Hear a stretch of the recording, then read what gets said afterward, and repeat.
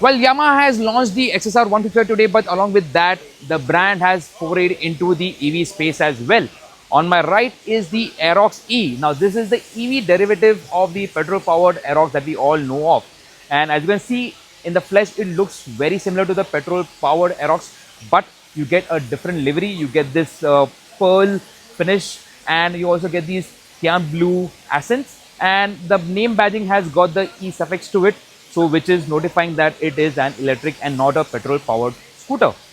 Moving further, the cockpit is a very similar thing that you are getting on the Aerox E, but you get 3 ride modes. You get eco, standard and power, and along with that you also get a boost mode that is offered. In terms of the powertrain for the scooter, you get a 9.4 kilowatt permanent magnet motor, and that has a torque output of 48 Nm. And as far as the battery is concerned, you get a dual battery setup over here, which is displayed right now. The seat is locked, so I can't show you that, but these two batteries are the ones that go in the scooter. You get a 1.5 kilowatt hour battery pack. There are two of these, so you get a total battery power bank of 3 kilowatt hour. So this is the home charger that you can remove the batteries from the scooter and you can take them home and charge them. At the same time, you also get a charging port that is located here underneath, so you can charge the scooter with the batteries in it as well. So you got two charging options for that. And coming to the other aspects about the scooter, you have got telescopic forks at the front, and then you also get dual shock absorbers, a very similar setup as you see on the standard Aerox.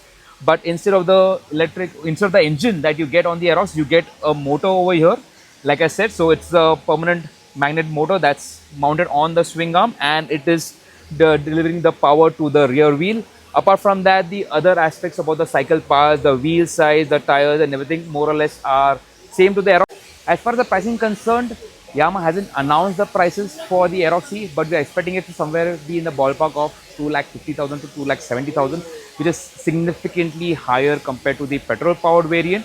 So that being said, that's about the Aerox E. So moving to the next scooter that Yamaha has unveiled is the CE06. Now this one is, the base of this scooter is based on the River Indy. You must have heard of this scooter.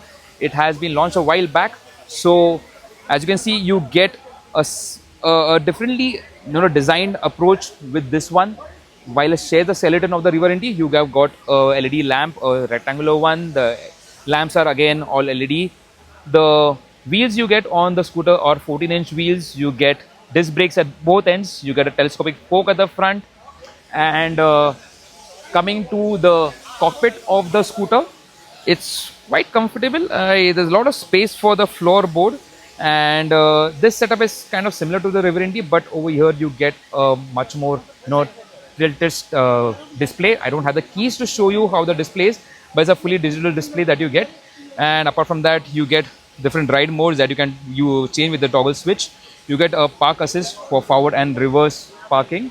So, and then these are the other switch gear. It seems to be decent in terms of the quality. The seat also has been nicely contoured. I feel there should be enough space for the rider and pillion to sit. The storage space here is not as much as the River Indy, but you get 24.5 liters of storage space, which will easily accommodate your knickknacks and your laptop bag or your half face helmet. I don't think a full face helmet would fit a proper full face helmet, but then we will have to check about that later on when we get the scooter.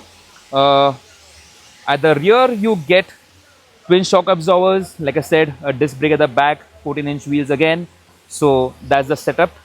As far as the powertrain is concerned, this one gets a 6.7 kilowatt motor output. It's a permanent magnet motor, and in terms of the battery pack, you get a fixed battery pack over here. So that's a 4 kilowatt hour battery pack that you get on this, and it can be charged with this charger that you get with the scooter.